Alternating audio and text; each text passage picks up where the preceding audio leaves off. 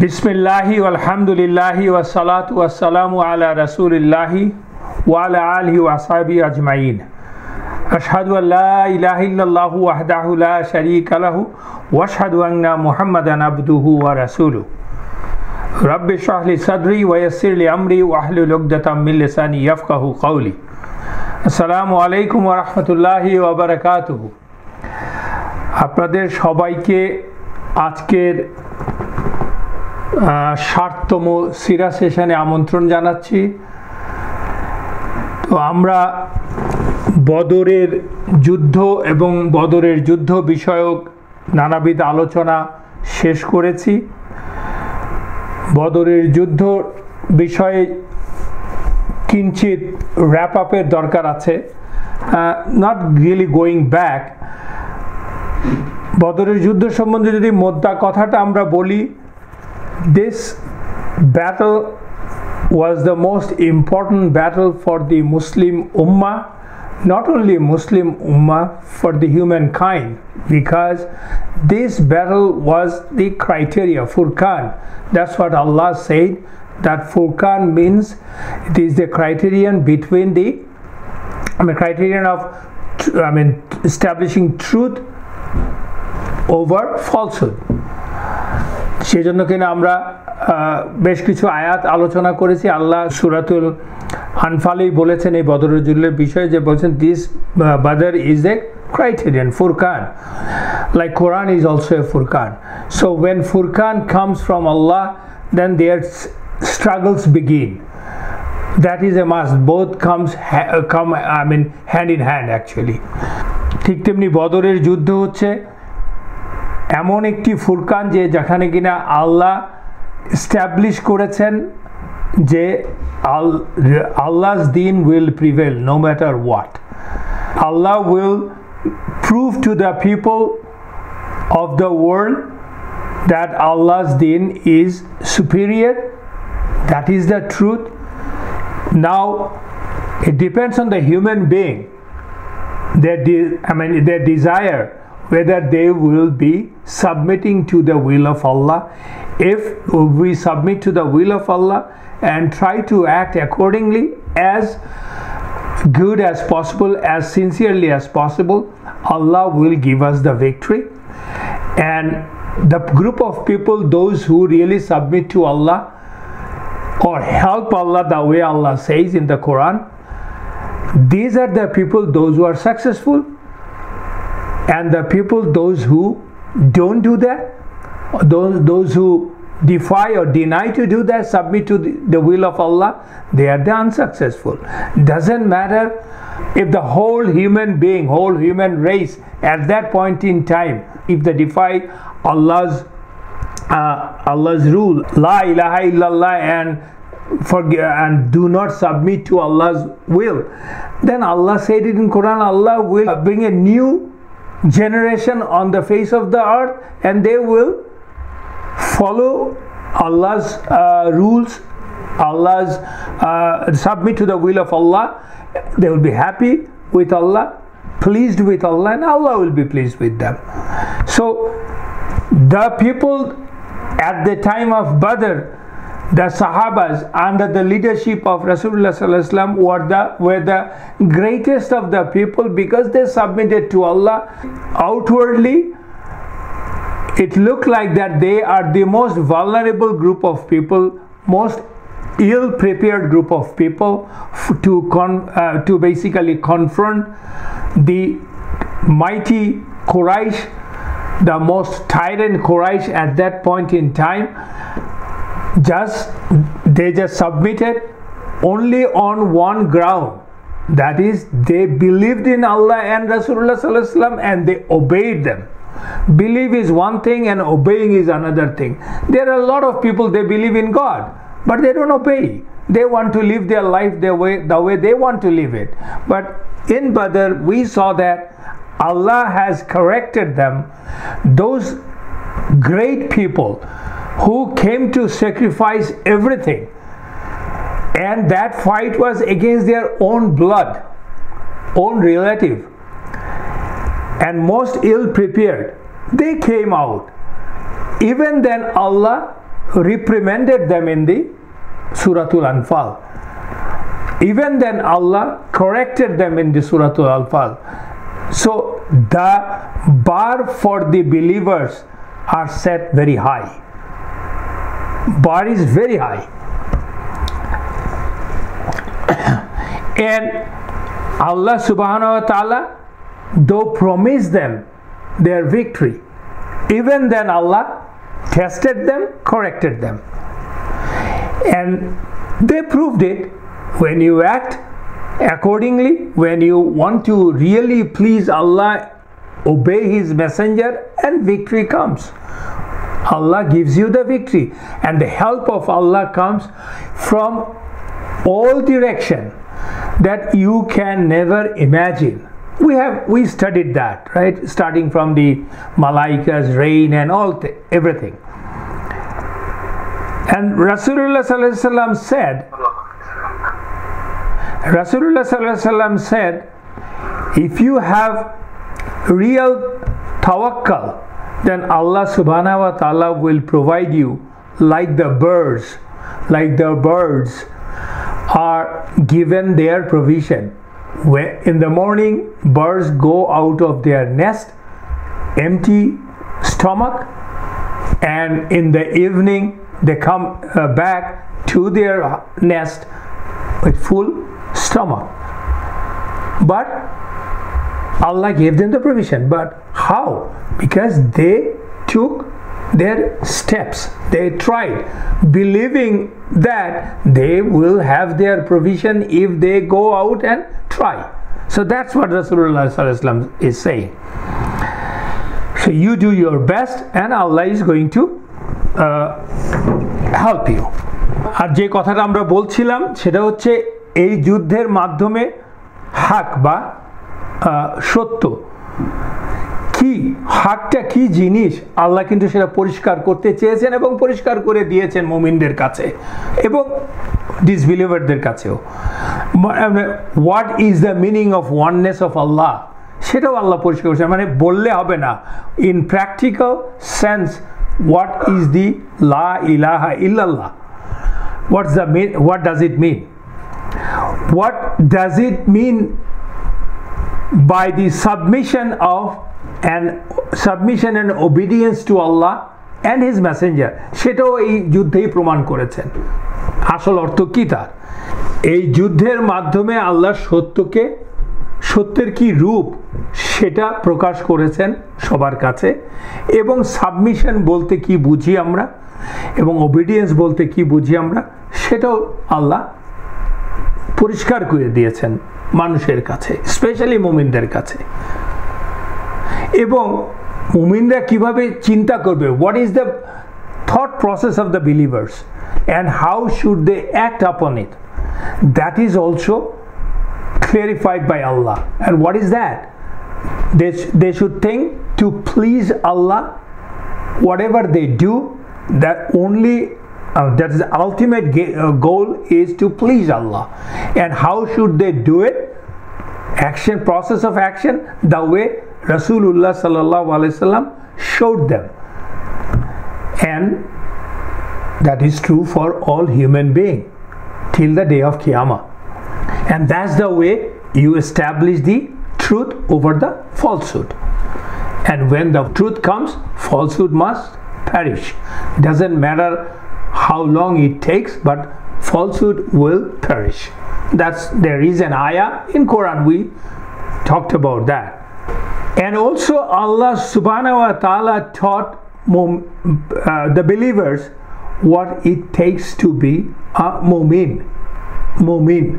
There is a difference between the Muslim and a mu'min. We discussed about that too. And in the first ayah of Suratul Anfal, in the first ayah, Allah subhanahu wa ta'ala is saying, A'udhu billahi minash shaitanir rajim, bismillahir rahmanir rahim. Yas'alunaka 'anil anfal, qulil anfalu lillahi war rasuli. fattaqullaha wa aslihu dhata bainakum wa ati'ullaha wa rasulahu in kuntum mu'minin. আল্লাহ বলছেন আনফাল হচ্ছে মানে গনিমা আর কি, হচ্ছে for Allah and his রাসূল।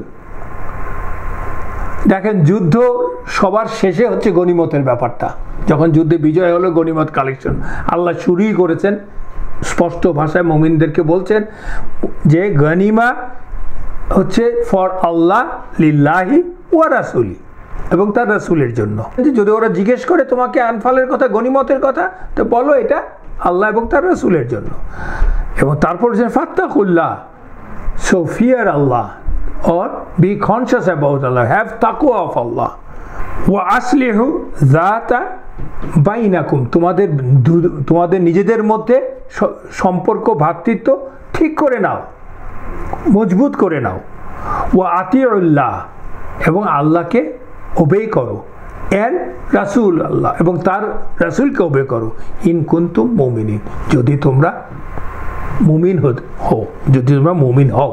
তাহলে দেখেন আল্লাহ কিন্তু স্পষ্ট ভাষায় প্রথমে বলেছে তুমি যদি মুমিন হতে চাও এই জিনিসগুলি তোমাকে বলতে। প্রথম কথা হচ্ছে গনিমতের মাল আল্লাহ এবং তার রসুলের জন্য, এত যুদ্ধ করে, এত কষ্ট করে, এত কিছু স্যাক্রিফাইস করে যে গনিমত কুড়িয়েছ, জেনে নাও অন্তর থেকে এটা আল্লাহ এবং তার রসুলের জন্য।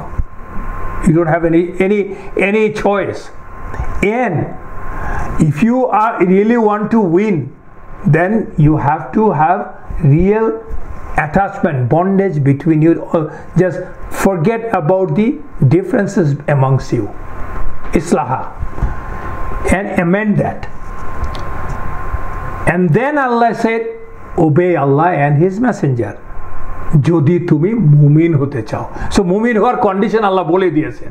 সো কিভাবে আমরা মুমিন আসলে চিন্তা করবে, মুমিন হওয়ার জন্য আমার চিন্তা, থট প্রসেস একজন মুসলমানের is changed, it's all for Allah, an unconditional submission for Allah, and at the same time you have to have good feeling about your brothers.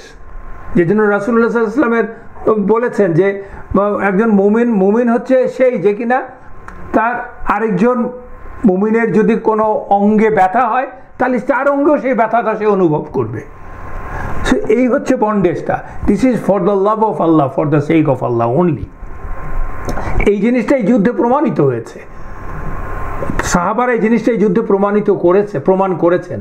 They sacrifice everything for the love of Allah, for the sake of Allah, and they loved messengers sallallahu alaihi wasallam. Like I said, Allah corrected them every time, though they are the elite amongst the elites, and made it sure that arrogance and the pride is not for the slave of Allah. আল্লাহর বান্দার জন্য arrogance and pride এর কোনো জায়গা নাই যদি আমি আল্লাহর বান্দা, মুমিন বান্দা হতে চাই। Because Allah's support is only for the humble servants of Allah. আল্লাহর প্রতি অনুগত বান্দার জন্যই আল্লাহর সাহায্য আসবে, আর কারো কাছে জন্য আসবে না। And Muslim have their own code of conduct, সেটাও সূরাতুল আনফালে আমরা দেখেছি, পুরো যুদ্ধে আমরা দেখেছি কিভাবে বিহেভ করবে মুসলমানরা, কিভাবে গনিমতের মালের ব্যাপারটাও আমরা দেখেছি। আলটিমেটলি এই সূরারই 41 নম্বর আয়াতে আল্লাহ গনিমতের মাল কিভাবে ভাগ করাবে তা বলে দিয়েছেন। 1 ফিট ফর দ্য রাসূল এন্ড আল্লাহ, অ্যান্ড বাকিগুলো আমরা পড়েছি, প্রত্যেকটা স্পেসিফিক কারা কতটুকু পাবে। So at the end of the day, this surah said one thing very loud and clear: victory only comes from Allah subhanahu wa ta'ala. Number doesn't matter, size doesn't matter, but how obedient, how sincere the believers are, that is the most important. That's what Allah said in the same Suratul Anfal in 26 number ayah, also in Baqarah 249 number ayah. We discussed about that last classes, about the size and everything. And when Allah honors the people, they are the successful ones. Allah's honor কিভাবে আসছে, আল্লাহ কিভাবে মানুষজনকে honour করেছেন মুসলমানদেরকে, সেই জিনিসটা আমরা বদরের যুদ্ধে দেখতে পেয়েছি। এবং সেটা পরবর্তীতে রাসূলুল্লাহ সাল্লাল্লাহু আলাইহি সাল্লাম স্পষ্ট ভাষায় বলেছেন যে বদরের যারা পার্টিসিপেট করেছে সেই সাহাবাদের মর্যাদা কি আল্লাহ কোরআনে বলেছেন, আমরা এটা ডিটেল আলোচনা করেছি। এবং একটাই শুধু উদাহরণ আপনাদেরকে দিতে চাই, কাপল অ্যাকচুয়ালি, যে ওনারা বেস্ট ছিলেন বদরের যুদ্ধে। সাহাবারা এবং ফেরেশতারা আর considered two B the best of the creation. কেমন করে? একদিন জিবরিল আলাইহিস সালাম নেমে এসে রাসূলুল্লাহ সাল্লাল্লাহু আলাইহি ওয়াসাল্লামকে বললেন যে how do you view the people of Badr, বদরের লোকদের সম্বন্ধে আপনার ধারণা কি, আপনার বক্তব্য কি? রাসূলুল্লাহ সাল্লাল্লাহু আলাইহি ওয়াসাল্লাম বলছেন দে আর দি বেস্ট অ্যামংস আস। তখন জিবরিল আলাইহিস সালাম উত্তরে বলছেন we also view our angels who participated in Badr the best amongst us. So এর মর্যাদাটা কোথায়? Because the whole battle has changed the social, not only the social fabric, changed the attitude of the mu'min and the Muslims, also the non-believers also started thinking how to interact with the believers and what is the message and who are the message bearers, that is the Muslims. Rasulullah sallallahu alaihi wasallam aro bolechen none who took part in Badr and Hudaybiyah treaty amra pore asbo inshallah will not enter into the hellfire. তাদেরকে কাউকেই তারা হেল ফায়ারে তাদেরকে মানে জাহান্নামে তাদের প্রশ্নই আসে না, তারা কখনো যাবে না। দেখেন একটা উদাহরণ, অনেক উদাহরণ আছে, আমরা একটা উদাহরণ দিব যে বদরের যুদ্ধে পার্টিসিপেট করা বদরিউন যারা করেছেন, যারা সেই তাদের একজনের কথা বলবো, সেই সাহাবার কথা। তার একটি অত্যন্ত গর্হিত কাজের পরেও তাকে আল্লাহ তো ক্ষমা করেছেন, এই রাসূলুল্লাহ সাল্লাল্লাহু আলাইহি ওয়াসাল্লাম ক্ষমা করেছেন, সবাই ক্ষমা করে দিয়েছে। তার নাম হচ্ছে হাতিব ইবেন আবি বালতা রাদিয়াল্লাহু আনহু। মক্কা, এটা পরের ঘটনা, আমরা আগে বলছি শুধুমাত্র এই উদাহরণটা দেওয়ার জন্য। মক্কা বিজয়ের সময়, মক্কা বিজয় যখন করতে রাসূলুল্লাহ সাল্লাল্লাহু আলাইহি ওয়াসাল্লাম রওনা দিবেন, তার আগে রাসূলুল্লাহ সাল্লাল্লাহু আলাইহি ওয়াসাল্লাম kept it secret because that's a strategy। Mecca বিজয়ের জন্য যখন রওনা দিবেন তখন বালতা রাদিয়াল্লাহু আনহু, হাতিব ইবনে বালতা রাদিয়াল্লাহু আনহু একটা চিঠি লিখে পাঠালেন মুশরিকদের কাছে, ইন অ্যাডভান্স খবর দিয়ে দিলেন যে রাসূলুল্লাহ সাল্লাল্লাহু আলাইহি ওয়াসাল্লাম মানে মুসলমানরা মক্কা আক্রমণ করতে যাচ্ছে, হুইচ ইজ বেসিক্যালি ট্র্যাজেডি, তাই না? মানে আপনি মুসলমান হন আর অমুসলমান হন, আপনার দেশের বিরুদ্ধে আপনি যখন এরকম গোপন খবর ফাঁস করে দিবেন, এটা ট্র্যাজেডি, এর মৃত্যুদণ্ড ছাড়া আর কিছুই নেই। আর নবী রাসূলুল্লাহ সাল্লাল্লাহু আলাইহি ওয়াসাল্লাম নবীর বিরুদ্ধে করা মানে হচ্ছে যে এটা হচ্ছে যে আপনি you are going out, it's a kufr, you are going out of the fold of Islam. সেই ঘটনার পরে কি হলো, এই ঘটনাটা that's been collected in both the Sahih, মানে সহিহ মুসলিম এন্ড সহিহ বুখারীতেই আছে।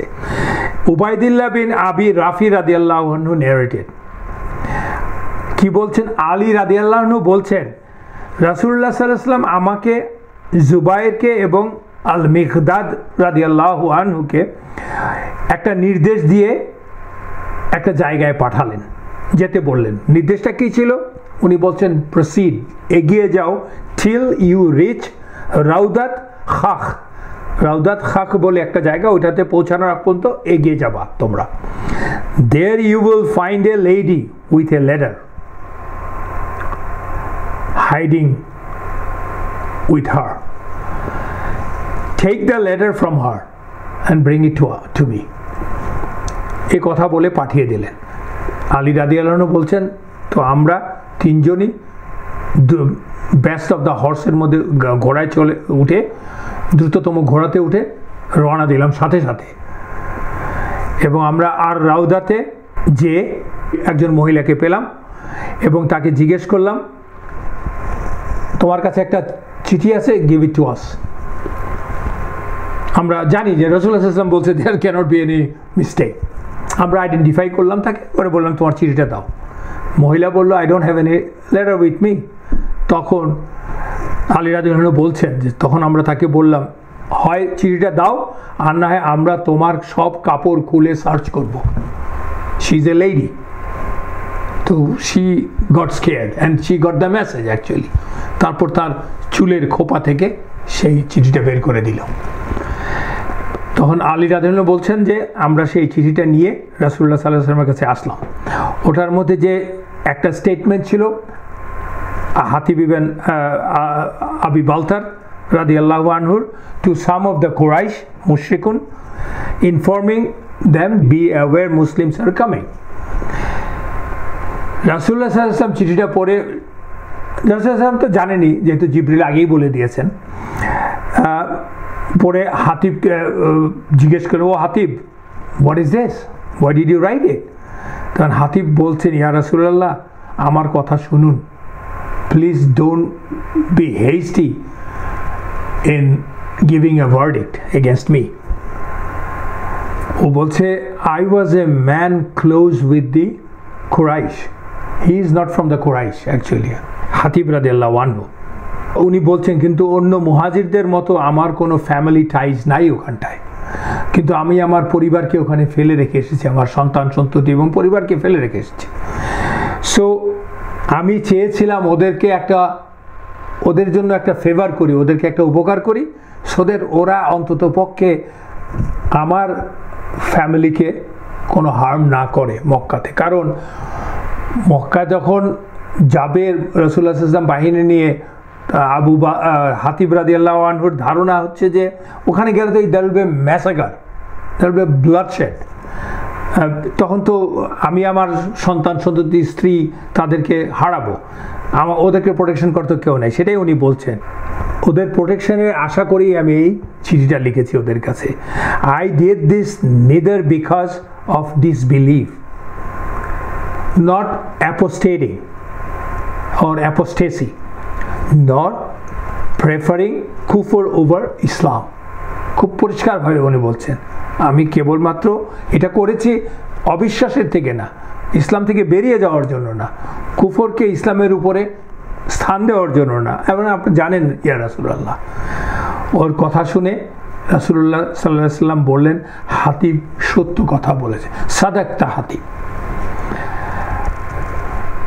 তখন ওইখানটায় উপস্থিত ছিলেন ওমর রাদিয়াল্লাহু আনহু। উনি বললেন ওনার স্বভাবসুলভভাবে, কারণ এটা তো কুফর অ্যাকচুয়ালি, ইয়া রাসূলুল্লাহ আমাকে, মানে রাসূলুল্লাহ সাল্লাল্লাহু আলাইহি ওয়াসাল্লাম এই নির্দেশ দেওয়ার, এই ভার্ডিক্ট দেওয়ার আগেই সে বলে ফেললো আর কি, যে ইয়া রাসূলুল্লাহ আমাকে এই মুনাফিকের গর্দান কেটে ফেলার হুকুম দেন, অনুমতি দেন, কেটে ফেলবো, he should be killed, he is a মুনাফিক। রাসূলুল্লাহ সাল্লাল্লাহু আলাইহি ওয়াসাল্লাম বললেন, ও ওমর, হাতিব বদরের যুদ্ধে অংশ নিয়েছে। Who knows, perhaps Allah subhanahu wa ta'ala has already looked at Badriun, মানে যারা বদরে পার্টিসিপেট করছে, and said, do whatever you like, do whatever you like, O Badriun, for I have forgiven you. This is the statement from Rasulullah sallallahu alaihi wasallam. উনি বলছেন আল্লাহ হয়তো এটাই বলেছেন ওদেরকে, do whatever you like, for I have forgiven you. And when Rasulullah sallallahu alaihi wasallam says this kind of statement, that means Allah said it actually. So Hatib ibn Balta radhiyallahu anhu was saved. আরেকজনের কথা আছে, সে হারিস ইবন সুরাকা রাদিয়াল্লাহু আনহু, বদরের যুদ্ধে যিনি শহীদ হয়েছিলেন। উনি শহীদ হওয়ার পরে বদরের যুদ্ধ যখন শেষ হলো, তখন তার মা এসে রাসূলুল্লাহ সাল্লাল্লাহু আলাইহি ওয়াসাল্লাম বলছেন, ইয়া রাসূলুল্লাহ, একটাই প্রশ্ন তার, is my son in Jannah? She was not crying, just একটাই কথা। রাসূলুল্লাহ সাল্লাল্লাহু আলাইহি ওয়াসাল্লাম বলছেন, O my mother, not one Jannah, but in many Jannahs. He is in many Jannahs, and he is in the Al-Firdaus Al-Ala. They are the Badriuns. This is the status, and Sahabas of Badr were so elite, amongst the elite, that the list of all the Sahabas who participated in Badr is being documented by Ishaq ibn Kathir, আরও great তখনকার যারা আলেম আছেন তারা collect করেছেন, তারা করেছেন। এমনকি সহিহ বুখারীতে there is a book or chapter, Sahih বুখারীর চ্যাপ্টারগুলিকে আমরা জানি বলে book of ablution, book of salah, এই নামে সহিহ বুখারী চ্যাপ্টারগুলি ভাগ করা আছে। There is a chapter called book that is the blessing of the people of the battle of Badr. এই গেল বদরের যুদ্ধের বিষয়। এখন আজকের থেকে আমরা শুরু করতে যাচ্ছি বদর এবং উহুদের যুদ্ধের মাঝখানে অনেক ঘটনা ঘটেছে। In a very short span of time, it's 1 year only, give or take some months, আমরা আলোচনা করব সেটা। এর মাঝখানে ঘটে যাওয়া কিছু ইম্পর্টেন্ট ঘটনা, কিন্তু ঘটেছে অনেক ঘটনা। যে কয়টা ইম্পর্টেন্ট ঘটনা আলোচনা করব তাতেই আপনার মনে হবে যে what's going on. Sahabas and the Rasulullah sallallahu alaihi wasallam was busy. They were busy 24/7. We always say we are busy with our dunya. We don't have time to do even prayers. You will see how busy these people were. Already we know. Now we'll have specific examples. So we will be talking about the about some important Sharia Ghazwat and incidents in between Badr and Uhud. সেটা আমরা আলোচনা করব ইনশাআল্লাহ। এই ফাঁকে আমরা 10টা মিনিটের একটু ব্রেক নিয়ে নিই। বিসমিল্লাহির রহমানির রহিম। আমরা যা বলছিলাম যে বদরের যুদ্ধ অ্যাকচুয়ালি জাজিরাতুল আরবের সামাজিক ধর্মীয় এবং ভৌগোলিক অবস্থার পরিবর্তন করে দিয়েছে, পরিবর্তনের সূচনা করে দিয়েছে। অ্যাটলিস্ট যে মুসলমানরা হচ্ছে একটি নবশক্তি, যারা অত্যন্ত সুশৃঙ্খল, দৃঢ়চেতা এবং আল্লাহ এবং তার রাসূলের প্রতি একনিষ্ঠভাবে অনুগত, এবং এই আদর্শ বাস্তবায়নের জন্য তারা একতাবদ্ধ, এবং এই একতা হচ্ছে তাদের এতই দৃঢ় যা রক্তের সম্পর্কের চেয়েও দৃঢ়। এবং the whole new reality actually that struck a severe blow to the mushrikun of all tribes in and around Medina and far away in Makkah too, and the Yahud of Medina and the Munafiqun, that jolted them. তো এই পরিস্থিতিতে মুসলমানদেরকে মূলত 4টা দলকে মোকাবেলা করতে হচ্ছে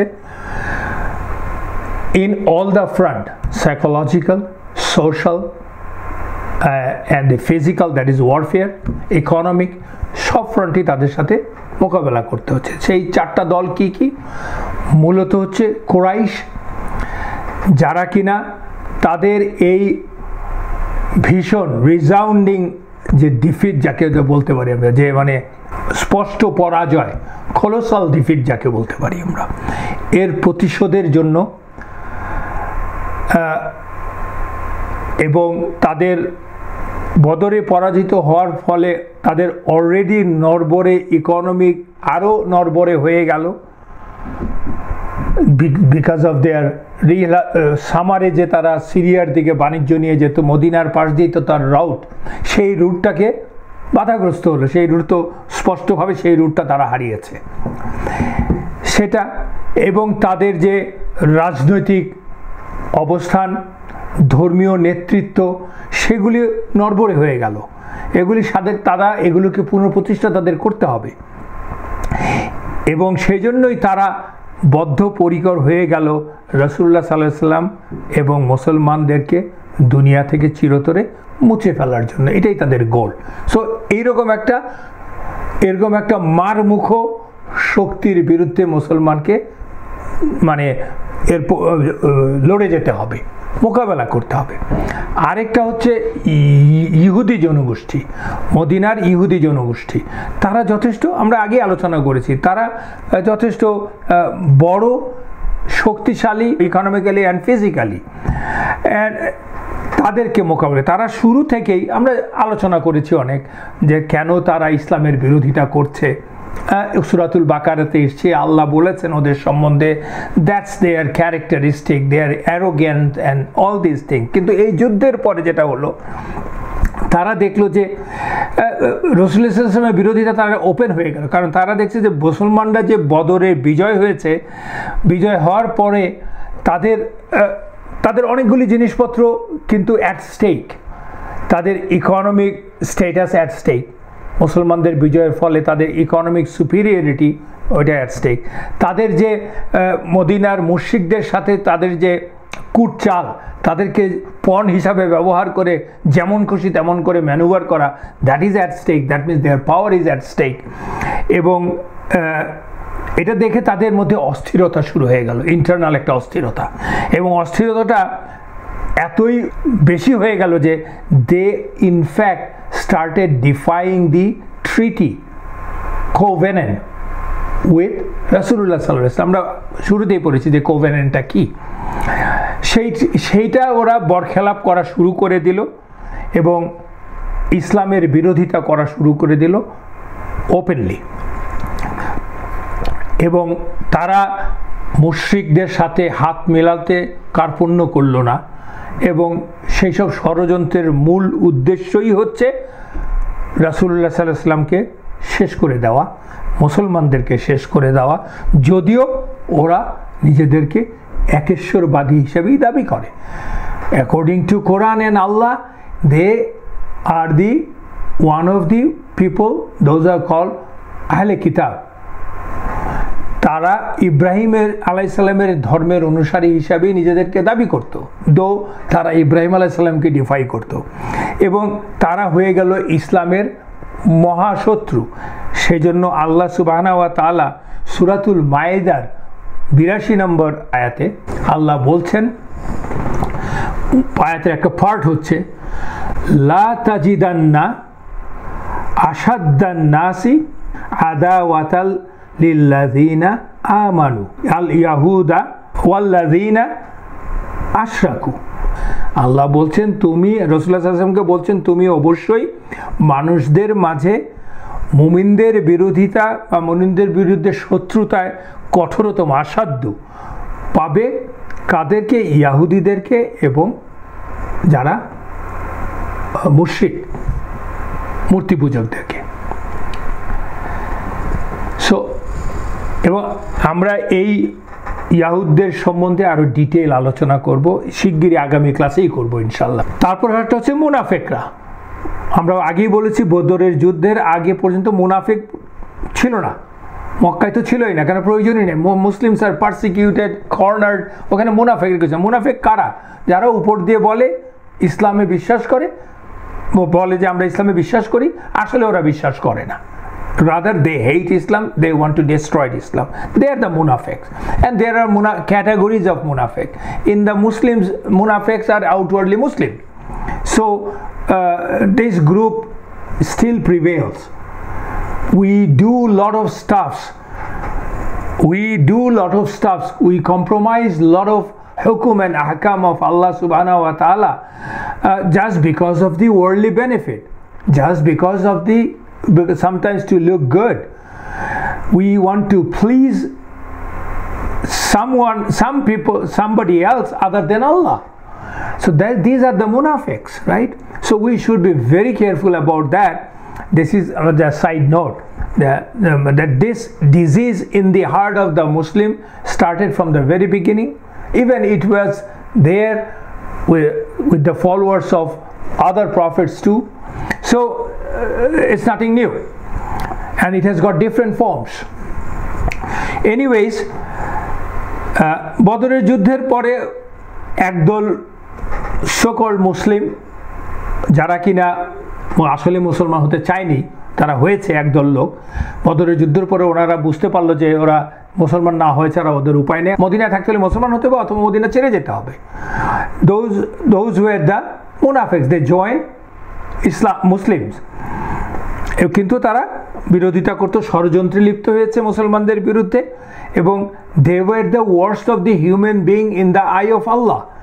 এবং এরাই হচ্ছে মুনাফিক। আল্লাহ তাদের সম্বন্ধে সূরাতুল নিসাতে 145 নম্বর আয়াতে আল্লাহ স্পষ্ট ভাষায় বলে দিয়েছেন, indeed the hypocrites will be in the depth, in the lowest depth of fire, and never will you find for them a helper. তাদেরকে কেউ সাহায্য করবে না কখনো। Allah is so severe about them. And their leader was Abdullah bin Ubay bin Salul, আমরা জানি। এবং they hated Rasulullah sallallahu alaihi wasallam from the guts। এবং এটা আরো পরিষ্কার হয়েছে উহুদের যুদ্ধে, যখন কিনা যুদ্ধের ইমিডিয়েট আগেই আব্দুল্লাহ ইবেন সালুলের নেতৃত্বে 300 জন যুদ্ধের ময়দান থেকে চলে গেল লেম এক্সকিউজ দেখিয়ে। সেটা আমরা আলোচনা করব। সূরাতুল বাকারাতে আল্লাহ শুরুতেই ওদের মুনাফিকদের সম্বন্ধে বলেছেন। For example, if you read সূরাতুল বাকারা 14 আয়া নাম্বার 14 and onwards। আরেকটা গ্রুপ হচ্ছে Bedouin Arabs. Bedouin Arabs, basically they were not too concerned or bothered about the religion. That was not the factor for them. It was they were যাকে বলে highway robbers, প্লান্ডারার্স, এই টাইপের লোক। ওদের জীবন ব্যবস্থাই তাই বেদুইনদের, লুটতরাজ করে ওদের জীবিকা নির্বাহ করে। কিন্তু মদিনার আশেপাশে যারা আছে এই বেদুইনরা, এরা দে ওয়ার কনসার্ন বিকজ মদিনার মুসলমানদের শাসন যদি প্রতিষ্ঠা হয়, এই জিনিস তো আর করা যাবে না, এই লুটতরাজ করে জীবনযাপন করা যাবে না, মানে বাংলা ভাষায় বলতে গেলে ভদ্র হইতে হবে, আর না হলে they will be brought in to the task.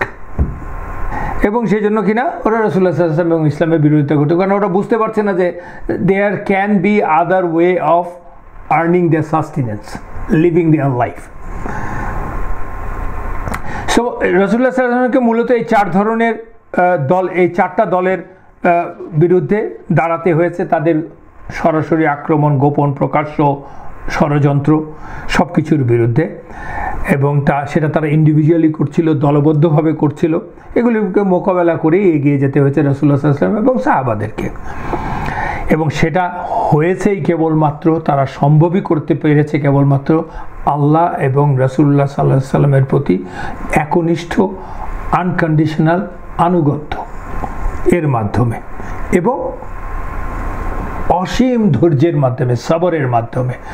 And in Islam, sabr means you do all your things, you exhaust all your means and rely on Allah for the victory, help, whatever you want to say that.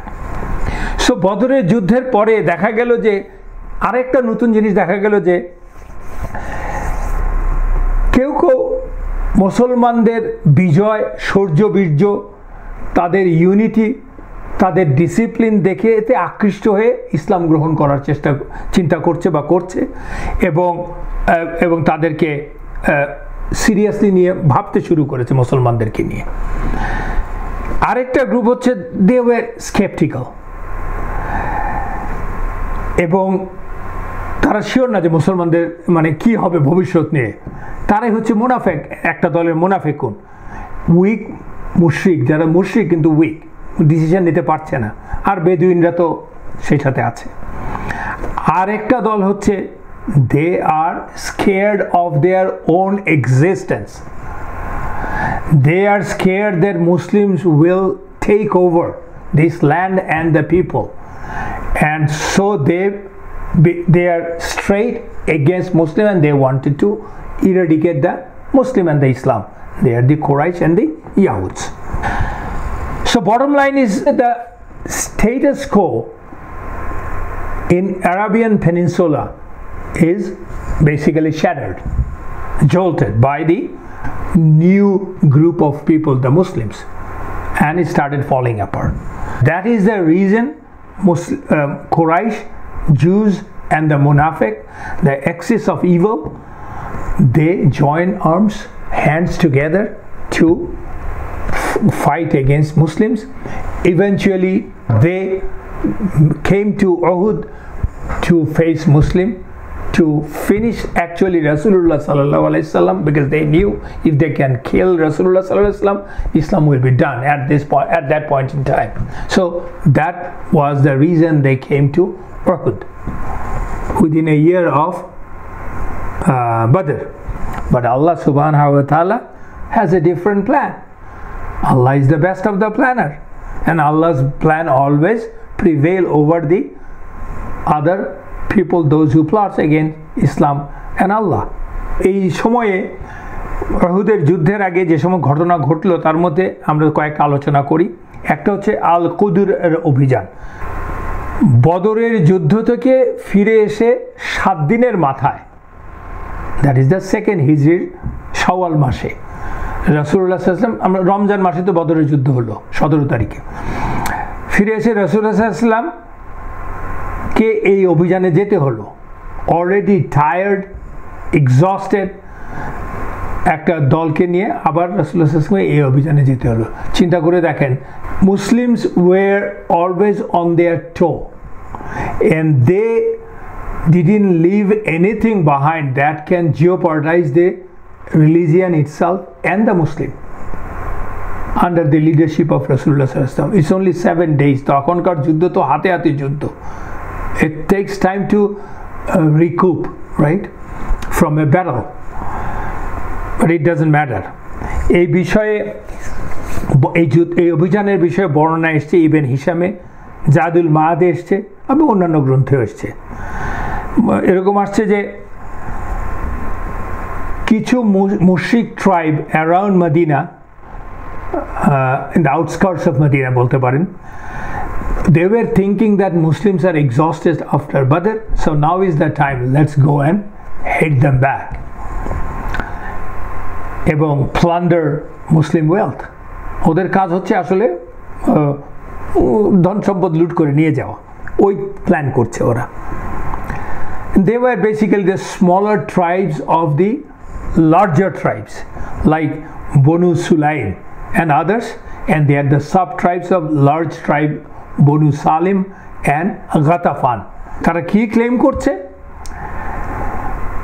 That their business was cut off due to Muslims, and মানে ওই যে লুটতরাজ করতে পারছে না, so they gathered 200 men to attack Medina. এবং ওদের এই প্ল্যানের খবরটা রাসূলুল্লাহ সাল্লাল্লাহু আলাইহি ওয়াসাল্লাম আগেই পেয়ে গেলেন। ব্যাপারটা খেয়াল করেন, রাসূলুল্লাহ সাল্লাল্লাহু আলাইহি ওয়াসাল্লাম এবং মুসলমানরা সবসময় কিন্তু ওয়াহির মাধ্যমে, জিবরিলের মাধ্যমে খবর পাচ্ছেন তা না। দে সেট আপ দেয়ার ওন, যেটাকে বলে মেশিনারিজ, যার মাধ্যমে ওনারা এই খবর পাওয়ার ব্যবস্থা করে রেখেছে। দে ফ্রেন্ডস অ্যান্ড অ্যালাইজ, তাদের নিজেদের চর, গুপ্তচর সবই ঠিক করা আছে। শুরুতেই দেশ মানে মুসলমান মুসলিম কমিউনিটি তৈরি হওয়ার শুরুতেই রাসূলুল্লাহ সাল্লাল্লাহু আলাইহি ওয়াসাল্লাম এই বিষয়গুলোকে কনফার্ম করেছেন। উনি খবর জেনে গেছেন আগেই, যেটা কিনা শত্রুপক্ষ জানতে পারে নাই। তখন উনি খবর জেনেই সাহাবাদেরকে নিয়ে আল কুদর, যেই জায়গার নামে এই অভিযানটা, আল কুদরের এক জলাশয় প্রান্তরে, কারণ তখন যে কোনো বসতি বা সিগনিফিকেন্ট এরিয়া হতোই কিন্তু জলাশয় কেন্দ্রিক, কারণ হচ্ছে এটা তো মরুভূমি, ওয়েসিস যাকে আমরা বলি, একটু গাছগাছালি আছে, ওইরকম এলাকা কেন্দ্রিক হতো। And that was a surprise attack from Rasulullah sallallahu alaihi wasallam in the part of Rasulullah sallallahu alaihi wasallam and the Muslim. এবং যখন মুশরিকরা দেখলো যে মুসলমান আর্মি ওদেরকে অ্যাটাক করতে আসছে from a distance, they fled, মানে ওরা তো প্রিপেয়ার ছিল না, they fled for their lives and they took refuge in the mountains. যেহেতু they were fleeing, they couldn't take their belongings with them, ওদের রাইডস, ক্যামেলস, কারো হর্স, সেগুলো ওরা ফেলেই পালিয়ে গেল। মুসলমানরা ওদের ফেলে যাওয়া 500 উটকে দখল করে নিল, এবং যা ছিল ফরচুন অ্যাকচুয়ালি 500 উট, তাই না, ক্যামেলস, এটা তো যে কোনো সময়ের জন্য ফরচুন, আর তখন তো অবশ্যই। এবং রাসূলুল্লাহ সাল্লাল্লাহু আলাইহি ওয়াসাল্লাম distributed those camels amongst the participants in the battle, যদিও ব্যাটল হয়নি, প্রত্যেকের ভাগে 2টো করে উট পড়ল, এবং 1/5 অফ দি গানিমা, যদি অলরেডি সূরাতুল আনফাল নাজিল হয়ে গেছে, 1/5 অফ দ্য গানিমা রাসূলুল্লাহ সাল্লাল্লাহু আলাইহি ওয়াসাল্লাম রেখে দিলেন এবং দেয়ার ওয়াজ নো ফিজিক্যাল ফাইট। তখন রাসূলুল্লাহ সাল্লাল্লাহু আলাইহি ওয়াসাল্লামের সুন্নাহ অনুযায়ী ফাইট শেষ, মানে ওরা যখন পালিয়ে গেল 3 রাত ওখানটায় ছিলেন ওই খুদুরে।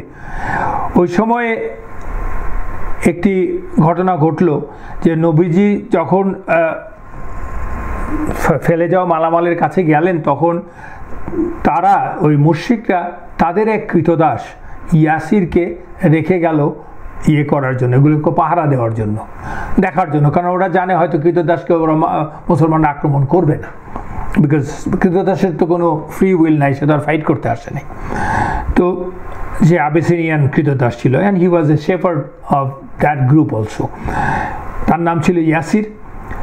মুসলমানরা তাকে ক্যাপটিভ হিসাবে নিয়ে নিল, কিন্তু মদিনার উদ্দেশ্যে রওনা হয়ে গেল ওকে নিয়ে, এবং উনি মদিনায় যেয়ে বা যাওয়ার পথে ইসলাম গ্রহণ করলেন, এই ইয়াসির রাদিয়াল্লাহু আনহু। ইয়াসির না, ওনার নাম হচ্ছে ইয়াসার, YASAAR, ইয়াসার। যেই সাহাবা ওনাকে ক্যাপচার করেছিলেন, অ্যাকর্ডিং টু ইসলামী তখনকার শরিয়া অনুযায়ী সে তো তার, মানে he has a say over হেম, এটার কে হবে এটার মালিক। তখন সে রাসূলুল্লাহ সাল্লাল্লাহু আলাইহি ওয়াসাল্লামকে বললেন, ইয়া রাসূলুল্লাহ, আই এম গিফটিং ইউ ইয়াসিরকে আমি দিয়ে দিলাম, সে তো কৃতদাস এমনিতেও। বাট রাসূলুল্লাহ সাল্লাল্লাহু আলাইহি ওয়াসাল্লাম ফ্রিড হিম, কারণ আমরা জানি রাসূলুল্লাহ সাল্লাল্লাহু আলাইহি ওয়াসাল্লাম never ক্যাপ্ট any slave for him সাল্লাল্লাহু আলাইহি ওয়াসাল্লাম। এবং যদিও ইয়াসার রাদিয়াল্লাহু আনহু রাসূলুল্লাহ সাল্লাল্লাহু আলাইহি ওয়াসাল্লামকে ছেড়ে যান নাই, ওনার খিদমতগার হিসাবেই ছিলেন।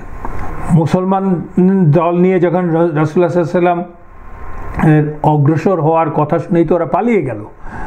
এই ঘটনার প্রেক্ষিতে, এই ওদের পালানোর প্রেক্ষিতে রাসূলুল্লাহ সাল্লাল্লাহু আলাইহি ওয়াসাল্লাম বলেছেন যে আল্লাহ সুবহানাহু ওয়া তাআলা আমাকে সাহায্য করেছেন সব সময়, আমার শত্রুরা আমার কথা শুনেই ভীত হয়ে যায়, এমনকি আমি যদি 1 মাসের দূরত্বেও থাকি। এই রাসূলুল্লাহ সাল্লাল্লাহু আলাইহি ওয়াসাল্লামের এই হাদিসটি বুখারীতে এসেছে। আরেকটি অভিযান ছিল যার নাম হচ্ছে আস সাউইক এক্সপেডিশন। আস সাউইক, ASSAWWQ। এটা হচ্ছে বেসিক্যালি ইয়াহুদ এবং মুশরিকদের জোটবদ্ধ একটা ষড়যন্ত্রেরই ফলাফল। ষড়যন্ত্র করে ওরা আক্রমণ করেছে। এটার পিছনের ইতিহাসটা হচ্ছে, বদরের যুদ্ধের পরাজয়ের পর আবু সুফিয়ান একটা ওথ নিল। আবু সুফিয়ান ইবন হারব একটা ওথ নিল যে আমি যতক্ষণ পর্যন্ত পরাজয়ের প্রতিশোধ দিতে না পারবো ততক্ষণ পর্যন্ত আমি গোসল করব না, এমনকি আমার জানাবার পরেও গোসল করব না। অ্যান্ড উই নো জানাবার পরেও আমরা গোসল করব, আমি গোসল করব না, এই কথাটা সে বলল। তার থেকে বোঝা যায় যে জানাবার ব্যাপারটা মুশরিকদের মধ্যেও ছিল, ইব্রাহিমের ধর্মের থেকে কিছু অংশ এরা থাকে আর কি, টিকে থাকে। জানাবা is to basically you have to purify after the intimacy with the wife. এই প্রতিশোধের জন্য আবু সুফিয়ান gather 200 men from the Quraysh, এবং ও রাতের অন্ধকারে মদিনার দিকে আসলো। ওর উদ্দেশ্য ছিল যে not to go for a outright full fledged war, because 200 লোক দিয়ে হবে না, but he wanted to inflict considerable amount of damage in Medina. তখন সে সরাসরি রাতের অন্ধকারে চলে গেল ওর পুরনো বন্ধু হুয়াই ইবেন আখতাব সম্বন্ধে আমরা মদিনাতে ঢোকার সাথে সাথে আলোচনা করেছিলাম। A Yahud leader and his brother whose daughter is Safiya রাদিয়াল্লাহু আনহা eventually became the wife of the prophet সাল্লাল্লাহু আলাইহি সাল্লাম। আমরা আলোচনা করব ওনার সম্বন্ধে। তো সেই হুয়াইয়ের কাছে ও গিয়েছিল, ইবেন আখতাব, এবং হুয়াই ইবেন আখতাব কিন্তু ভয় পেয়ে গেল, মানে সে তো বুঝতে পারতেছে যে এখন এটা জেনে গেলে I will be in trouble. সে আশ্রয় না দিয়ে তাকে বনু নাদিরের গোত্রের যে কাছে পাঠিয়ে দিল। Banu Nadir they lived in outskirt of Madina, ওখানকার পাঠিয়ে দিল ওদেরকে সাহায্য করার জন্য। অ্যান্ড ওখানে যাওয়ার পরে বনু নাদিরের গোত্রের কাছে আবু সুফিয়ান তার লোকজন নিয়ে গেল। যাওয়ার পরে ওদের যে নেতা তার নাম হচ্ছে সাল্লাম ইবেন মিশকাম, সাল্লাম ইবেন মিশকাম, ইহুদি নেতা বনু নাদির গোত্রের, ওর কাছে সাহায্য চাইল। তখন বনু নাদির ওদেরকে আতিথ্য দিল, শুধু তাই দিল না, তাদেরকে পরামর্শ দিল, তাদের মুসলমানদের দুর্বলতা কি করতে হবে, কোথায় তাদের মানে অর্গানাইজেশন কীভাবে অর্গানাইজ করা আছে মুসলমানরা, সব কিছু ইনফরমেশন, ইন্টারনাল ইনফরমেশন দিয়ে দিল। দো they have a treaty with রাসূলুল্লাহ সাল্লাল্লাহু আলাইহি ওয়াসাল্লাম, this is a ব্লেটেন্ট defiance of the treaty, right? So they did it, which they cannot do, and it tantamounts to treachery, and এর শাস্তি হচ্ছে মৃত্যুদণ্ড। অ্যাকচুয়ালি আমরা যে বললাম ব্লেটেন্ট ট্রেচারি, কারণটা হচ্ছে ওই চুক্তিটা কি ছিল? চুক্তিটা ছিল যে বহিঃশত্রুর আক্রমণ হলে সব এক, তখন যত গোত্র এখানে মদিনাতে আছে সবাই মিলে দে উইল ফাইট দ্যাম, বহিঃশত্রু আক্রমণ। সেটা তো করেই না, উল্টো ওদেরকে সাহায্য করছে। সো ইহুদিদের পরামর্শ নিয়ে আবু সুফিয়ান কি করলো, রাতের অন্ধকারে ওই 200 জনের থেকে একটা ছোট দল পাঠালো মদিনার উপকণ্ঠে আল উরাইদ নামক একটা ভ্যালিতে, উপত্যকাতে পাঠালো, ওইখানে জনবসতি আছে, আক্রমণ করার জন্য। তখন এটা একটু অতর্কিত আক্রমণ, রাতের বেলা। সে এসে তার লোকেরা ওখানকার যে আছে, ওদের যে মেইন ফসল সেটা হচ্ছে খেজুর বাগান, এর একটা বিরাট অংশ কেটে জ্বালিয়ে পুড়িয়ে দিল, এবং সেটা করার সময় 2 মুসলমান সাহাবাকে হত্যা করলো, তারা শহীদ হলেন। এবং এটা করে they quickly fled. And Abu Sufyan তো এখন প্রতিশোধটা নেওয়া হয়ে গেছে, সে তো একটা ওথ করছিল যে আমি যতক্ষণ মতো প্রতিশোধ না নিতে পারবো ততক্ষণ মতো গোসল করবো না। তো হি ডিড হিজ পার্ট। তারপরে দিস কাওয়ার্ড ও গোসল করলো। আবু সুফিয়ানের এই দুর্বৃত্ত পরায়ণতা এবং বা দস্যুবৃত্তির খবর পেয়ে রাসূলুল্লাহ সাল্লাল্লাহু আলাইহি ওয়াসাল্লাম, মানে ঘটার পরে খবর পেয়েছেন, 200 জন সাহাবাকে নিয়ে খুব দ্রুত তাদেরকে তাড়া করলেন, কিন্তু ততক্ষণে কুরাইশরা পালিয়ে গেল, ওদেরকে ধরতে পারেনি। এবং কিন্তু যাওয়ার সময়, কারণ যেহেতু রাসূলুল্লাহ সাল্লাল্লাহু আলাইহি ওয়াসাল্লাম খুব দ্রুত অ্যাক্ট করেছেন, সেহেতু ওদের পালানোটা সহজ করার জন্য ওদেরকে ওদের যে রসদ ছিল তা, ওদের ঘোড়া এবং উটের মধ্যে যে রসদ খাওয়ার জন্য রসদ, সে মক্কা থেকে তো অনেক দূর থেকে এসছে, ওরা 200 জনের রসদ, সব বস্তাগুলো কেটে কেটে ফেলে দিল যাতে দেখেন গো ফাস্ট, ওই জন্য আর কি। এই যে রসদটা ফেলে দিল, বস্তার মধ্যে যে খাওয়ার জিনিস ছিল, এটার নামই হচ্ছে সাউইক। আমরা বলছিলাম যে এক্সপেডিশন অফ সাউইক, এটাকেই বলে সাউইক। এই খাদ্যটার নাম হচ্ছে সাউইক। It is a dry food like porridge বলতে পারেন। বানিয়েছে basically mixture of barley, honey, milk, butter দিয়ে, ওয়াটার দিয়ে বানিয়ে এটাকে ড্রাই করা হয়েছে, so that it stays for long, and that is the tradition at that time in Arabia। এই জন্য এটাকে বলে সাউইক এক্সপেডিশন। এরপরে রাসূলুল্লাহ সাল্লাল্লাহু আলাইহি ওয়াসাল্লাম ওই এলাকাতে সাহাবাদেরকে নিয়ে আরও 5 দিন ছিলেন। That is the Sunnah, to make sure যে কোনো শত্রুর ভয় নেই, অ্যাটলিস্ট ওই গ্রুপের থেকে ভয় নেই, এবং তাদেরকে পুরো ব্যাপারটা আন্ডার কন্ট্রোল। তারপরে মদিনায় ফিরে আসছেন, এবং আমরা যা বললাম কোনো যুদ্ধ হয়নি। এবং একটা জিনিস বলতে হবে যে রাসূলুল্লাহ সাল্লাল্লাহু আলাইহি ওয়াসাল্লাম মদিনা থেকে যখন বেরিয়ে যান, তখন মদিনার চার্জে দিয়ে গিয়েছিলেন আবু লুবাবা রাদিয়াল্লাহু আনহুকে, মদিনার চার্জে দিয়ে গেছিলেন। এই ঘটনাও বর্ণনা করা আছে জাদুল মাদ এবং অফকোর্স ইবনে হিশামে। Third, the battle of the Amr. রাসূলুল্লাহ সাল্লাল্লাহু আলাইহি ওয়াসাল্লাম গোয়েন্দা সূত্রে খবর পেলেন যে বনু থালাবা অ্যান্ড বনু মুহারিব, বনু থালাবা এবং বনু মুহারিব গোত্র গোপনে চক্রান্ত করছে মদিনার উপর অতর্কিতে আক্রমণ হানার জন্য। আর এই আক্রমণের নেতৃত্ব দেওয়া হয়েছে দুথুর দুথুর ইবেন আল হারিথ, যে হচ্ছে বনু মুহারিবের নেতা, কিন্তু সে পুরা কম্বাইন বাহিনীর নেতৃত্ব নিচ্ছে। বাট তারা জানে না যে রাসূলুল্লাহ সাল্লাল্লাহু আলাইহি ওয়াসাল্লাম খবর পেয়ে গেছেন। শত্রুপক্ষের উপরে রাসূলুল্লাহ সাল্লাল্লাহু আলাইহি ওয়াসাল্লাম ওদের অজান্তেই আক্রমণ করার জন্য রওনা দিলেন। রওনা দেওয়ার আগে ওসমান রাদিয়াল্লাহু আনহুকে মদিনার দায়িত্ব দিলেন, সাথে নিলেন 450 জন পদাতিক এবং অশ্বারোহী বাহিনীকে নিয়ে উনি রওনা দিলেন। এবং this was the biggest fight or largest mobilization before Uhud.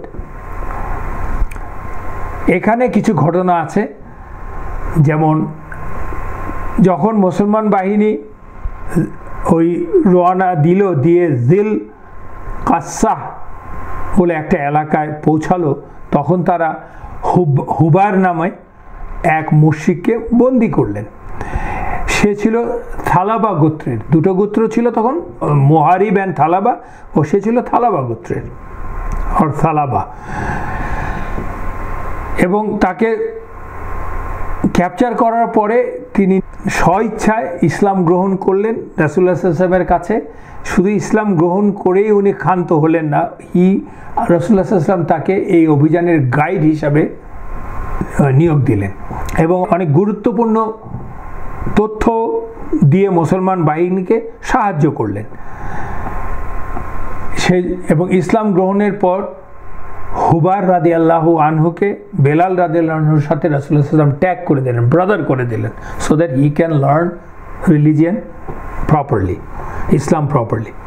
যাই হোক, রাসূলুল্লাহ সাল্লাল্লাহু আলাইহি ওয়াসাল্লামের আসার কথা শুনে ওটা পালিয়ে গেল।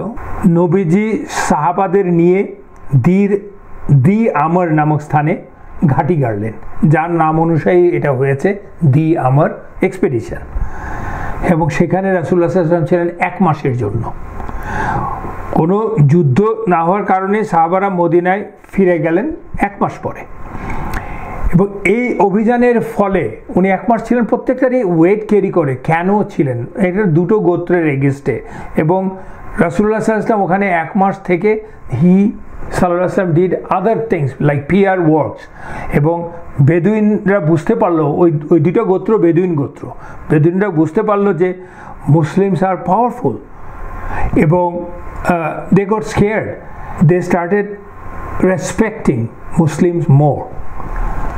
এবং রাসূলুল্লাহ সাল্লাল্লাহু আলাইহি ওয়াসাল্লাম ওখানে থাকার পরে আরও সেটা রাসূলুল্লাহ সাল্লাল্লাহু আলাইহি ওয়াসাল্লামের উপস্থিতিতে, মুসলমানদের 450 সাহাবার উপস্থিতিতে ওরা আরও বেশি করে বুঝতে পারলো আর কি। এবং ওই অভিযানে একটা অলৌকিক ঘটনাও ঘটলো। কি ঘটনা? এই যে দথুর ইবেন আল হারিথ, সে তো ছিল ওদের নেতা এবং মুহারিবদেরও নেতা। তার সাথে ঘটলো একটা অলৌকিক ঘটনা। ঘটনাটা কীরকম? ওই সময়ে একদিন মুষলধারে বৃষ্টি হচ্ছিল। বৃষ্টিতে রাসূলুল্লাহ সাল্লাল্লাহু আলাইহি ওয়াসাল্লাম এবং অনেকেই সম্পূর্ণ ভিজে গিয়েছিলেন। ভিজে যাওয়ার ফলে রাসূলুল্লাহ সাল্লাল্লাহু আলাইহি ওয়াসাল্লাম একটা গাছের নিচে গিয়ে তার আপার গার্মেন্টস শুকাতে দিয়েছিলেন গাছের নিচে। উনি ছিলেন একা। শুকাতে দেওয়ার পরে সঙ্গত কারণে ওনার তলোয়ারও ওনার সাথে ছিল না, হয়তো মাটিতে ছিল। আশেপাশেই ছিল দথুর। সে তখন তার তলোয়ার খুলে নিয়ে এসে রাসূলুল্লাহ সাল্লাল্লাহু আলাইহি ওয়াসাল্লামকে আক্রমণ করার আগে বলল, O Muhammad, who will protect you now? Who will protect you from me নাও?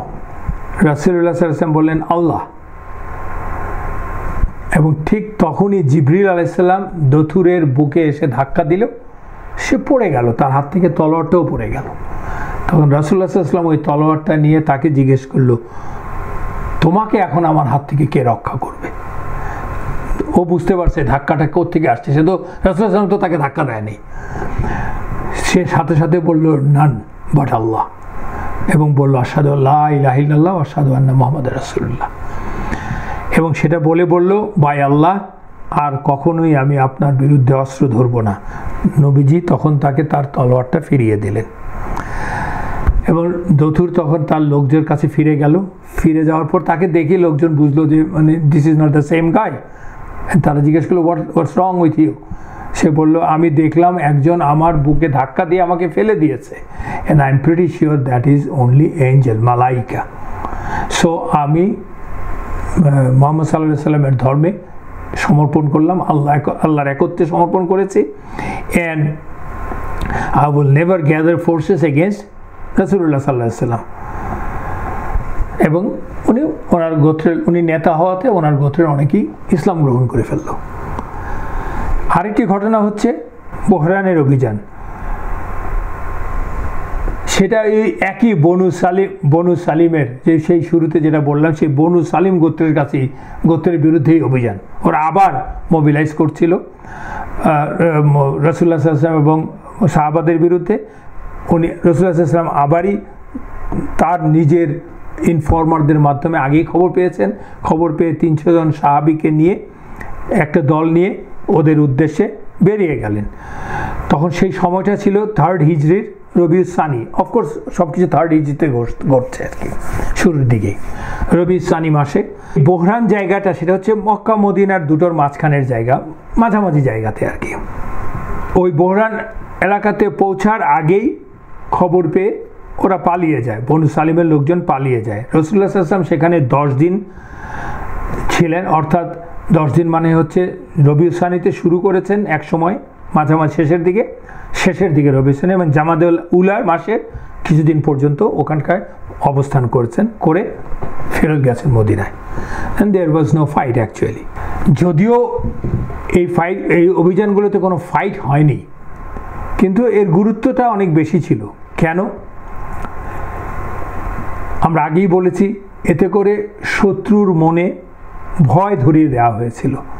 মুসলমানরা তাদের কাছ থেকে সম্ভ্রম সম্মান আদায় করে নিয়েছিল, সেটা আউট অফ ফিয়ারই হোক আর মুসলমানদের শক্তি সামর্থ্যের জন্যই হোক এবং অর্গানাইজড হওয়ার জন্যই হোক, যেই সব কারণেই তারা তাদের অন্তর থেকে তাদের থেকে রেসপেক্ট আদায় করে নিয়েছিল, তাদেরকে ভয় ঢুকিয়ে দিয়েছিল এবং সবাইকে জানান দিয়েছিল যে মুসলমানরা is a new force, you have to live with that's the reality of life in the Arabian peninsula. এবং সেই সাথে মুসলমানদের ইসলামের মূল উদ্দেশ্য বাণী পৌঁছে দেওয়া প্রপারলি, তাই হচ্ছিল। এবং সেজন্যই মদিনার আশেপাশে দুর্বল ছোটোখাটো যারা ওত পেতে ছিল, সুযোগ সন্ধানী ছিল, তারাও অ্যাটাক করা, তাদের থেকেও অ্যাটাক আসার সম্ভাবনা কমে যাচ্ছিল। এবং আরেকটা জিনিস খেয়াল করে দেখেন, মুসলমানদের অর্গানাইজেশন যেটা আমরা বলছি যে আগে থেকে শত্রুর খবর পাওয়া, নাজুক অবস্থাতেও how organise were the Muslims under the leadership of রাসূলুল্লাহ সাল্লাল্লাহু আলাইহি ওয়াসাল্লাম। দেখেন এর মধ্যে দুটো আক্রমণ কিন্তু মদিনা থেকে বেরিয়ে অনেক দূর পর্যন্ত তাকে যেতে হয়েছে রাসূলুল্লাহ সাল্লাল্লাহু আলাইহি ওয়াসাল্লামকে বাহিনী নিয়ে। এবং এই থেকে প্রমাণিত হচ্ছে যে রাসূলুল্লাহ সাল্লাল্লাহু আলাইহি ওয়াসাল্লাম for the safety and security of the ummah, he সাল্লাল্লাহু আলাইহি ওয়াসাল্লাম did everything. He had the foresightedness and also Sahabas did everything. They didn't have any confusion that if you cannot secure, if you cannot give the safety of the ummah, then there will be no existence of the ummah, there will be no existence of Islam. So that's the way it was. Next হচ্ছে আল কুরাদা অভিযান, আল কারদা। এই আল কারদার অভিযানটা ছিল মূলত কুরাইশদের economic lifeline, মানে সিরিয়ার বাণিজ্য পথ যেটা মদিনার পাশ দিয়ে যেত, রিহলাতা সিরিয়া উই ওয়াজ সাইফ ওয়ান অফ দ্যাট, সেটার বিকল্প পথ বের করে তাদের বাণিজ্যকে চালু রাখা, কারণ otherwise they will be dead actually. কারণ মক্কায় তো কোনো কিছু উৎপাদন হয় না, মক্কার কোনো কৃষিও অলমোস্ট নাই, Mecca is dependent on the trade. তো এটার অল্টারনেটিভ রুট বের করে সেদিক দিয়ে চালু রাখা, এটার জন্য ওরা মরিয়া হয়েছিল, এটাই খোঁজ করতে যাচ্ছিল। এবং এর জন্য ওরা বেসিক্যালি যেই জিনিসটা করলো যে একটা মিটিং ডাকলো, and high level meeting with the leaders only, এবং they try to keep it kind of secret. এবং এর সাথে তাদের মান সম্মান, পলিটিক্স, এভরিথিং জড়িত। কিন্তু সেই মিটিংয়ে যারা যারা উপস্থিত ছিলেন তাদের কয়েকজনের নাম যা পাওয়া গেছে তারা হচ্ছে Abu Sufyan ibn Harb, of course he was the leader, Safwan ibn Umayya যার সম্বন্ধে আমরা আগেও পড়েছি, এই ক্লাসেও আমরা জেনেছি, Haitab ibn Abul Uzza, Al Aswad ইবেন আব্দুল মুত্তালিব, আরও অনেকে। এই সভাতে এই ট্রেড জার্নিটার জন্য যাকে নেতৃত্ব দেওয়া হলো তার নাম হচ্ছে সাফওয়ান ইবেন উমাইয়া। সে তখন বলছে সভাকে যে আমরা যদি সিশোর দিয়ে যাই মক্কা থেকে সিরিয়াতে শামের দিকে ঘুরে, সেটাও আমাদের জন্য সেফ না, because most of the tribes living in those areas have given their allegiance to Muhammad sallallahu alaihi wasallam and became Muslim, and if not, they are not against that. So what do we do? তো অবস্থা খুব বেগতিক, ওদিক দিয়েও যেতে পারছে না, যদিও Medina থেকে সিশোর কিন্তু অনেক দূরে। তখন আসওয়াদ ইবেন আব্দুল মুত্তালিব, এটা কিন্তু গ্রেট মুত্তালিবের সন্তান না, আসওয়াদ ইবেন আব্দুল মুত্তালিব বলল, let's take the Najd track of Iraq. এই নাজ দিয়ে ইরাকে যাওয়ার পথ আছে, সেটা আরও ঘুরে আসামে যাবে। Let's take that, we don't have any choice, though which is much longer, and ওটা কিন্তু খুব একটা সেফ না, that's risky too. মানে ওদের সিচুয়েশনটা কত নাজুক এবং মারাত্মক হয়ে গেছে দেখেন, মানে কয়েকশো মাইল ঘুরে যেতে হবে, বাট দে অ্যাগ্রিড, এদের কোনো উপায় ছিল না। এই হচ্ছে ওদের ডেসপারেট অবস্থা আর কি। এনিওয়েজ, এই সাফওয়ানকে নেতৃত্ব দেওয়া হলো, আর এটার গাইড হলো, এই যে নতুন রাস্তা দিয়ে যাচ্ছে তার গাইড হচ্ছে ফুরাত ইবেন হাইয়ান,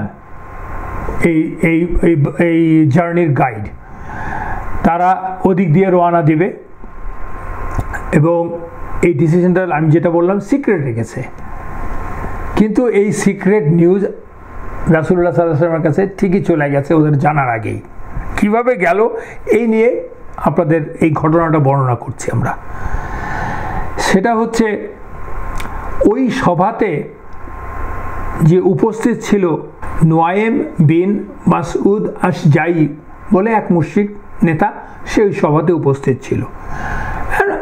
সে এবং অন্যান্যরা একদিন they were drinking in a pub, মানে যেখানে ওরা ড্রিঙ্ক করে, and also in their drinking meeting, their drinking buddy বলতে পারেন, was Sulayt ibn an-Numan radiallahu anhu, who was a secret Muslim. তখন পর্যন্ত drinking was not absolutely prohibited. আমরা জানি যে ড্রিঙ্কিং ইন স্টেজেস প্রহিবিশনটা এসছে, তখন অ্যাবসলিউট প্রহিবিশন আসেনি, যদিও আয়াত নাজিল হয়েছে। তো উনি ওই নুমান রাদিয়াল্লাহু আনহু was with them in their drinking session, এবং যখন যেটা হয়, যখন দে ওয়ার ড্রিঙ্কিং, তখন সেই নুয়াইম বিন মাসউদ, সেই মুশরিক নেতা, হি ওয়াজ বোস্টিং হিমসেলফ, বলছে যে you will see we are going to outsmart Muhammad and his people, we will do our trade, they will not even know, they cannot stop us, বলছে আর কি, and we will take a different route. কিন্তু সে তো আর জানে না সুলাইত ইবনে নুমান রাদিয়াল্লাহু আনহু এখানে মুসলমান। উনি এটা শুনে দ্রুত রাসূলুল্লাহ সাল্লাল্লাহু আলাইহি ওয়াসাল্লামের কাছে খবর পৌঁছে দিলেন, অ্যান্ড রাসূলুল্লাহ সাল্লাল্লাহু আলাইহি ওয়াসাল্লাম যায়েদ ইবনে হারিতা রাদিয়াল্লাহু আনহুর নেতৃত্বে 100 জনের একটা অশ্বারোহী বাহিনী পাঠিয়ে দিলেন।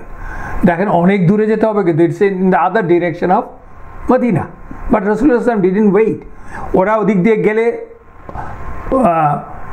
বাহ্যত আসলে মদিনার কোনো ক্ষতি হচ্ছে না দেখা যাচ্ছে, কিন্তু রাসূলুল্লাহ সাল্লাল্লাহু আলাইহি ওয়াসাল্লাম ওদেরকে বেসিক্যালি যেটা করতে চাচ্ছেন, that giving the message that you are not going to get back your economy, and don't think that Muslims are not equipped, they are weak, right মেসেজটা পৌঁছে দেওয়ার জন্যই কিন্তু রাসূলুল্লাহ সাল্লাল্লাহু আলাইহি ওয়াসাল্লাম 100 জনের অশ্বারোহী বাহিনী দিয়ে যায়েদ ইবনে হারিসা রাদিয়াল্লাহু আনহুকে পাঠিয়ে দিলেন, though that is far away from Medina, ওই বাণিজ্য কাফেলাকে বাধা দেওয়ার জন্যে।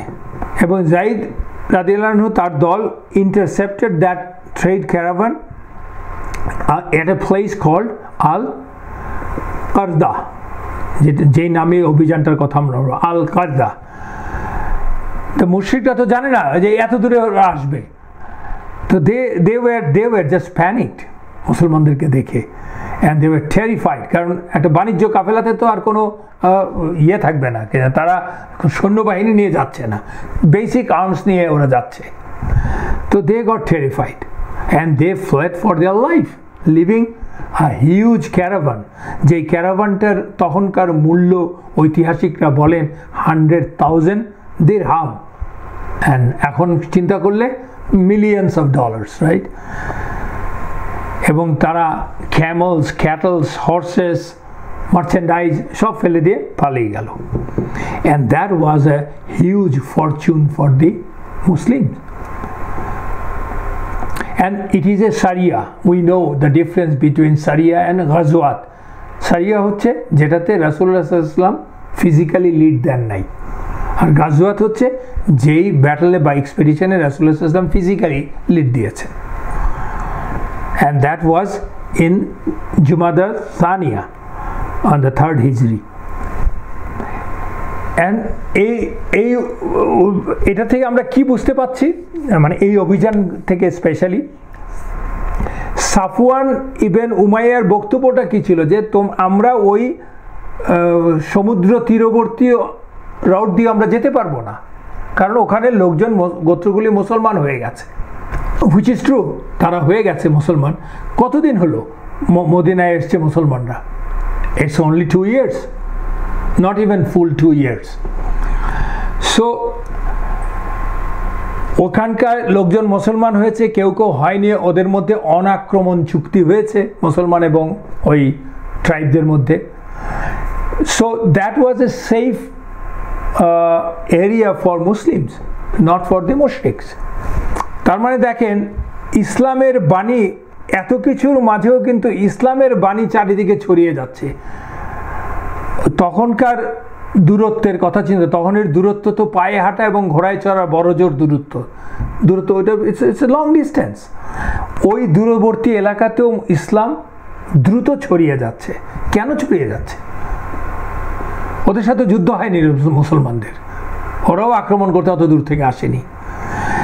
এটা and if you consider the time, Islam was really spreading thick and fast, এবং এটা হয়েছে